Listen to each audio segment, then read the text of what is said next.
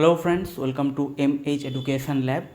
So আজকে আমরা তোমাদের জন্য নিয়ে এসেছি আমাদের ইন্ডিয়ান পলিটির দ্য প্রেসিডেন্ট অফ ইন্ডিয়া এই চ্যাপ্টারটার উপরে টোটাল 20টি প্রশ্ন তো তোমাদের সঙ্গে আমি আলোচনা করব। তো এইরকমভাবে আমাদের নিয়মিতভাবে কিন্তু বিভিন্ন চ্যাপ্টারের উপর একবার থেকে কোশ্চেন অ্যান্সার আলোচনা করা হবে। আজকে আমরা যে চ্যাপ্টার নিয়েছি সেটা হচ্ছে আমাদের প্রেসিডেন্ট অফ ইন্ডিয়া। তো আজকের ক্লাসটা এবার শুরু করা যাক। দেখো, প্রথম কোশ্চেন বলা হচ্ছে how is the president elected in India. তো এখানে দেখো, আমি প্রথম স্টার্টিং যেহেতু আজকে হচ্ছে, স্টার্টিংয়ে আমি কোশ্চেনের লেভেল একটু ইজি রেখেছি। ধীরে ধীরে যখন আমরা আরও মক টেস্ট করতে থাকবো তখন আমাদের কোশ্চেনের লেভেলগুলোকে আমি আস্তে আস্তে একটু হার্ডের দিকে বা মডারেটের দিকে নিয়ে যাব। তো এখানে দেখো বলা হচ্ছে how is the president elected in India, আমাদের প্রেসিডেন্ট কীভাবে ইলেক্ট হন। এটা খুবই ইজি কোশ্চেন, আই থিঙ্ক সকলেই অ্যান্সার জন্য। সঠিক উত্তর হয়ে যাবে option D, by indirect election. Indirect ইলেকশানের মাধ্যমে আমাদের এখানে স্পেশাল মেজরিটিতে 2/3 মেম্বার যদি আমাদের সম্মতি জানায় তাহলে আমাদের কী হয়, প্রেসিডেন্ট সিলেক্টেড হয়। এবং এখানে কী হয়, সিঙ্গেল ট্রান্সফারেবল ভোটিংয়ের মাধ্যমে এটা হয়ে থাকে। কিসের মাধ্যমে? সিঙ্গেল ট্রান্সফারেবল ভোটিং, এবং সেটা নন ডাইরেক্ট ইলেকশান হয়, কারণ সেখানে সাধারণ মানুষ প্রেসিডেন্টের ইলেকশানে কোনোভাবেই ভোট প্রদান করতে পারে না। সেখানে হচ্ছে রাজ্যসভা এবং লোকসভার মেম্বাররা ভোট প্রদান করে, তাই এটাকে বলা হয় indirect election. Next question, in India president is elected by. তো এখানেও দেখো সেম কোশ্চেন, কিন্তু কোশ্চেনের অপশানগুলো দেখো একটু অন্য আছে। এই অপশানগুলোর মধ্যে সঠিক উত্তর কী হবে আমি তোমাদের অলরেডি এটা বলে দিয়েছি। সঠিক উত্তর এটার ক্ষেত্রে হবে option B, single transferable vote system. আমি এক্ষুনি তোমাদের বললাম এটা সিঙ্গেল ট্রান্সফারেবল ভোট সিস্টেমের মাধ্যমে এখানে প্রেসিডেন্টের কী হয়, ইলেকশান হয়। নেক্সট 3 নম্বর কোশ্চেন বলা হচ্ছে হু among the following are not included in the electoral college for the election of president of India.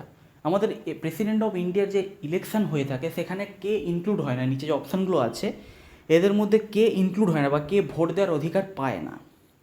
এখানে সঠিক উত্তর হবে কি, এখানে সঠিক উত্তর হয়ে যাবে option D, elected members of legislative Assembly's. ঠিক আছে, লেজিসলেটিভ মানে লেজিসলেটিভের যে ইলেক্টেড মেম্বাররা থাকেন তারা এখানে কি হয়, তারা এখানে ভোট প্রদানের সুযোগ পান না। Next 4 number question, the president of India is elected by. দেখো, প্রেসিডেন্টের ইলেকশনের উপরই কতগুলো কোশ্চেন আছে।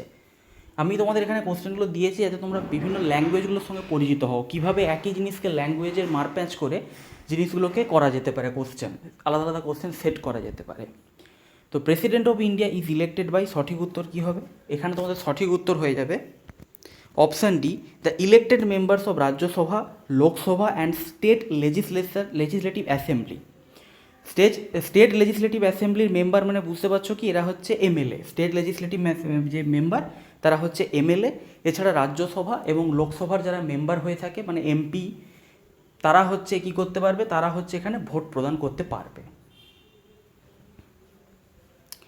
5 number question, which one of the following is not correct regarding presidential election. প্রেসিডেন্টের ইলেকশনের সঙ্গে রিলেটেড কোন জিনিসটা এখানে সঠিক নয়, বা যে অপশানগুলো দেওয়া আছে তার মধ্যে কোনটা সঠিক নয়।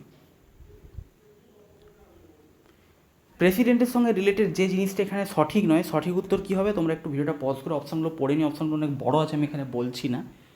সঠিক উত্তর হবে option D, presidents election may be postponed on the ground that the electoral college is incomplete. ঠিক আছে, ইলেকটোরাল কলেজ মানে এখানে বোঝানো হচ্ছে যে মেম্বাররা ভোট প্রদান করবে প্রেসিডেন্টের ইলেকশানে সেইটাকে বলা হচ্ছে ইলেকটোরাল কলেজ, বা তাদের সমষ্টিকে বলা হচ্ছে electoral college.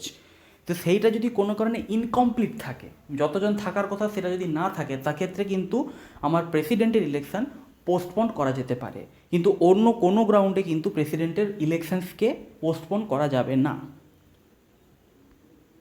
Next 6 number question, minimum number of electors needed to be proposer in the presidential candidate is.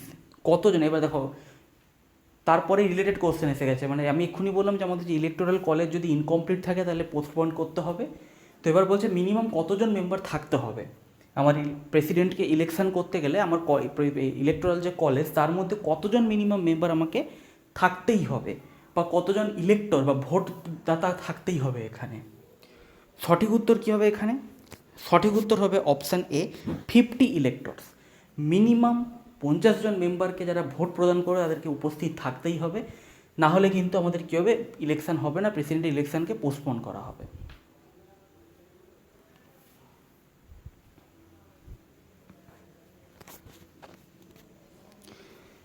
Next 7 number question বলা হচ্ছে, the chief minister of a state in India is not eligible to vote in the presidential election if.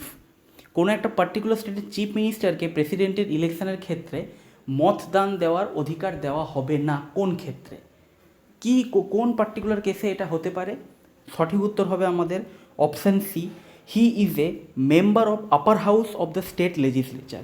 সে যদি স্টেট লেজিসলেচারের আপার হাউসের member হয়, মানে বিধান পরিষদের যদি মেম্বার হয়ে থাকে বা এমএলসি হয়ে থাকে, মেম্বার অফ লেজিসলেটিভ কমিশন, তাহলে বিধান পরিষদের যদি হয়ে থাকে, মেম্বার হয়ে থাকে, স্টেট লেজিসলেচারের আপার হাউস মানে কি আমাদের বিধান পরিষদ, মানে কোনো কোনো স্টেটের ক্ষেত্রে যখন কি হয় বাইক্যাম্ব্রিয়াল সিস্টেম থাকে, বিধানসভা এবং বিধান পরিষদ থাকে, এমএলসি যদি হয়ে থাকেন তিনি, এমএলসি যদি তিনি হয়ে থাকেন, তাহলে সেক্ষেত্রে কী হবে, সেক্ষেত্রে মানে তিনি হচ্ছে সেই স্টেটের চিফ মিনিস্টার প্লাস তিনি এমএলসি, সেক্ষেত্রে ওনাকে ভোট প্রদান করতে দেওয়া হবে না। সঠিক উত্তর হচ্ছে option C. Next 8 number question, which one of the following is not an essential qualification for the candidature of president. President হতে গেলে, আমাদের ইন্ডিয়ার প্রেসিডেন্ট হতে গেলে কোন ক্রাইটেরিয়াটা এখানে আমার মানে হতেই হবে এমন কোনো ব্যাপার নেই। সঠিক উত্তর হচ্ছে অপশান বি, এডুকেটেড। এডুকেটেড হতে হবে তার কোনো গ্যারেন্টি নেই, তার কোনো মানে নেই। সে যদি 35 বছর বয়স কমপ্লিট হয়ে থাকে, সে যদি আমাদের qualified for election as a member of house of people, মানে লোকসভার কোনো একটা হাউসে সে যদি মেম্বার হওয়ার জন্য ইলেক্টেড, মানে তার জন্য যে তার ক্রাইটেরিয়া দরকার সেগুলো সব ফুলফিল করতে থাকে এবং আমাদের ভারতের নাগরিক হয়, তাহলেই সে প্রেসিডেন্ট হিসেবে দাঁড়াতে পারবে। তো এটা হচ্ছে মানে কী বলবো, কিছু বলার নেই এখন। প্রেসিডেন্ট হবে সেখানে তার এডুকেটেড না হলেও চলবে, এই হচ্ছে আমাদের ইন্ডিয়ার কন্ডিশন।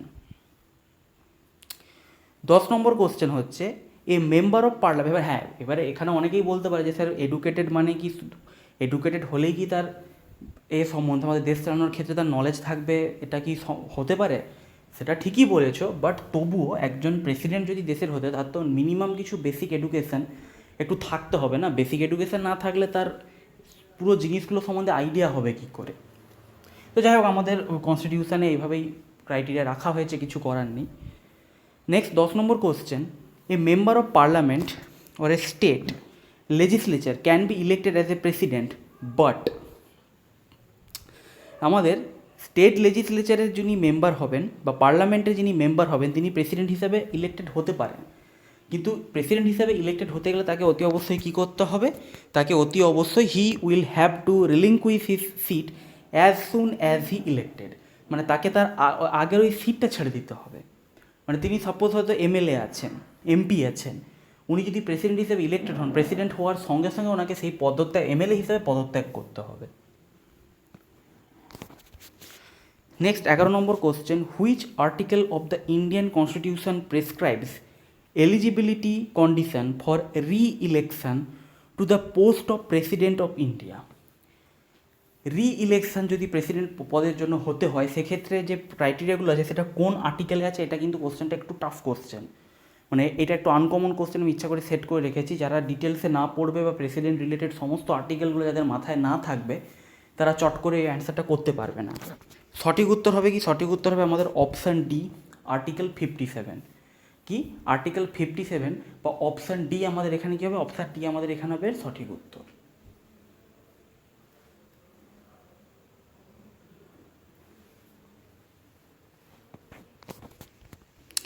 বারো number question, if there is any dispute regarding the presidential election it can be referred two.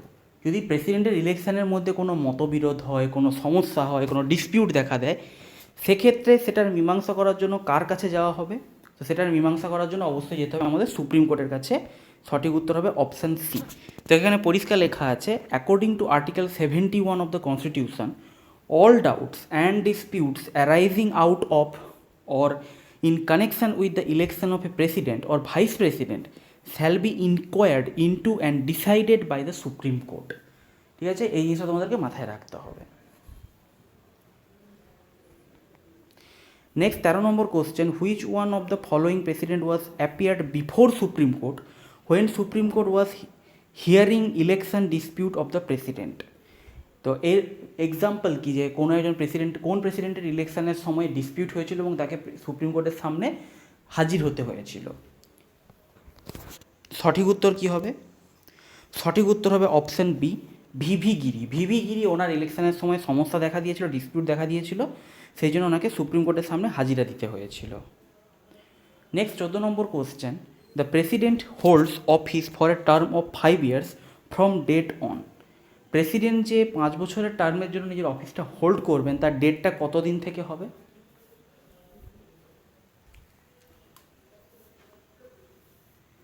সঠিক উত্তর হবে এখানে কি আমাদের option C, from the date on which he enters upon his office or hold his office.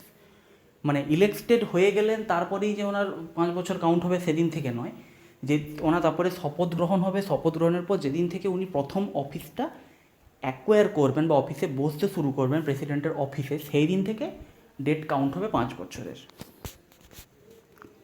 Next 15 number question, under which one of the following articles the procedure for removal of the president of India through the process of impeachment has been laid down. খুবই easy question, অনেকবার এসেছে, common question, option B, article 61 সঠিক উত্তর। Next 16 number question, the president of India can be removed from office even before the expiry of the term. যে term আছে, ওনার যে টার্মটা থাকে সেটা এক্সপায়ার হওয়ার আগেই ওনাকে অফিস থেকে রিমুভ করা হতে পারে কিসের মাধ্যমে? সঠিক উত্তর কী হবে? সঠিক উত্তর হবে আমাদের option C, through impeachment. 17 number question, by which house of parliament impeachment may be imposed on the president. এটাও একটা খুব কমন কোশ্চেন, যে কোন হাউস থেকে ইমপিচমেন্টের প্রস্তাবটা প্রথম তোলা যেতে পারে। সঠিক উত্তর কি? সঠিক উত্তর হবে option C, any house of parliament. Lok Sabha, আমাদের মানে আপার হাউস, লোয়ার হাউস, যে কোনো জায়গা থেকে আমার কী হতে পারে, যে কোনো জায়গা থেকে আমার ইমপিচমেন্টের প্রসিডিওরটা স্টার্ট করা যেতে পারে, বা ইমপিচমেন্ট যে করা হবে সেটা প্রথম এটাকে রেজ করা যেতে পারে, অ্যাপিল করা যেতে পারে। 18 number question, which one of the following has the power to initiate the motion of impeachment of the president in India. তো এটা আই থিঙ্ক একটু রিপিট হয়ে গেছে কোশ্চেনটা। সঠিক উত্তর হবে option A, both house of parliament, যে কোনো হাউস থেকে এটা শুরু করা যেতে পারে। 19 number question, at least how many days of prior notice is required for the impeachment of the president of India. মানে মনে হলো দুম করে বলে দিলাম ইমপিচমেন্ট করতে, সেটা তো হতে পারে না, তার আগে একটা প্রায়র নোটিস দিতে হয়।